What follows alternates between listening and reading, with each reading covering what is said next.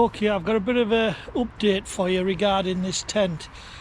We did a video. If you haven't seen it, have a look first, otherwise this won't make a lot of sense to you. Now, I got in touch with my local councillor, Peter, who then got back in touch with me. He wanted to see it for himself. We talked about other subjects, but this one is all about this tent. Before you go, I've got a really useful website, phone number and an app that I'll tell you about at the end of this video. I'll give you a little bit of an explanation what it's all about, but if you end up in the same situation I did and not know who to phone, that's what that's all about. Have a look at the video and I'll see you at the end. Hello! There's nobody in there. It looks like there was a young lass. According to our council, there's no homeless. That's a very young person's coat. It is that. Size We're here as 12. witnesses, and as you can see there's another sleeping bag, so there's been 2 sleeping bags used and a coat or something up there. I wonder is that any different from last time you've seen it, Terry? That is no different from the last time You know, with the blankets on the side and... No, what it was originally when it first came, it was just a tent. And I thought, yeah, someone's parking themselves there, because I walk the dog every weekend. Yeah.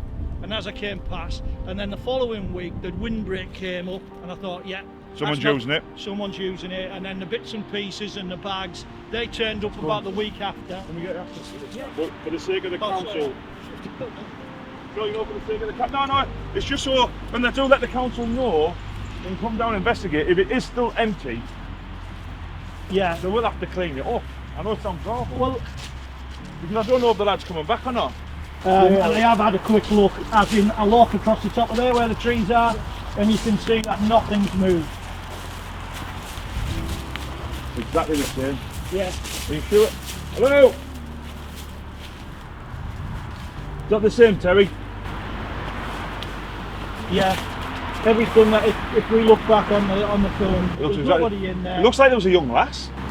It possibly is. Look at the coat there. Or a couple. Do you know what, Terry? It doesn't look right. It looks exactly the same as it was when I... I don't know if it's bottles of pee or it's bottles of pop. Well, that's what we looked at. I thought, is it cider or isn't it? Yeah. As you say, if it's a young girl, that's a very young person's coat. It is that. Size 12. We're here as witnesses. You can. No. Listen. You don't check the pockets. You might get something there you don't. I know you've had history with that. Yeah. So it puts you in a conundrum, because you don't know if that person might need this area. They might need this space through whatever. They go to homes and they might think, oh, I've still got this in your stash, so I can come back to it if needs be. But you would have secured it a bit better than that.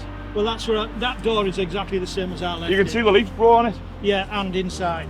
So it's showing that no one has been using that as roughly as you like, because I might just leave it open and go away. But as you can see, there's not a I'm going to put on there. According to our council, there's no homeless. Well, no, there's an issue.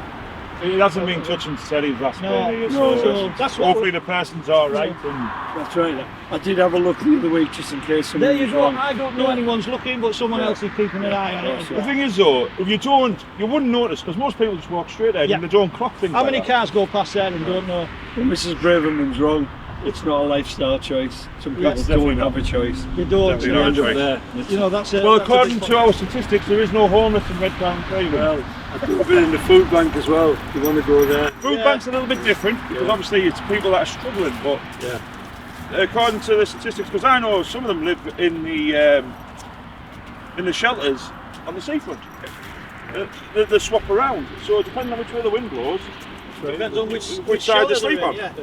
And this is the thing, it's like what I was saying to you before was about the forms that they fill in. The local council fill a form in, and you have to have their name, the date of birth, and if they don't talk to you, then they're not on the system. So in other words, their system of looking for homeless people means they've never got a single person telling their name and their date of birth, which means you're not doing the job. Who hasn't made mistakes? We're all human, aren't we? Absolutely. And they're worried that they don't want to be part of the system.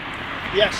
Well, they can't work with the system. There's a million reasons why people do get someone forced into it, and that's the big problem, isn't it? Well, if you're homeless, a youngster might be getting survivor abuse, maybe trying to keep out of their house because of Running away. Yeah, exactly. Oh, Cheers. thanks, Dad.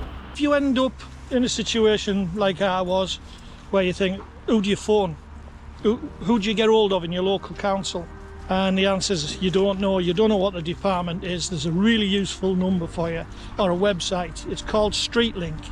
It's a charity based in London, but it's England wide, England and Wales wide. So what you do, get on the website, there's 2 boxes there. One to help you if you're homeless, and the other box is to help someone who is homeless. What they're looking for is as much detail as you can, more importantly, the location. There's a map on the website. It's basically a pin. You put it on the location that it is and they'll give you the nearest address.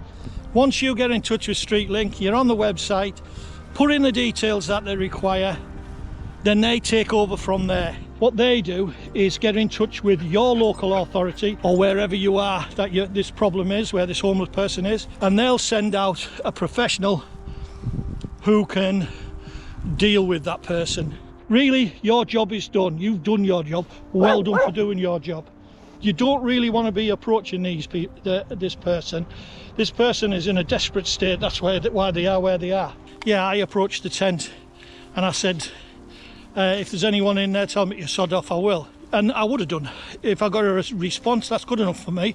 I know they're still alive because it was -3 when I went there. And I would say the same. It's really, don't approach someone you don't know who they are, and more to the point, they don't know who you are. They're in a very vulnerable situation and you may get a negative response. So let the professionals do it. There was one more update from Peter. He phoned me up and he said that he has got in touch with the local authority to who needs to do something about it. Their response back to him was, we're not going to take the tent down now in case there's someone still living there. Obviously, hopefully, they might be monitoring it. For me and Peter, we know there isn't anybody living there now.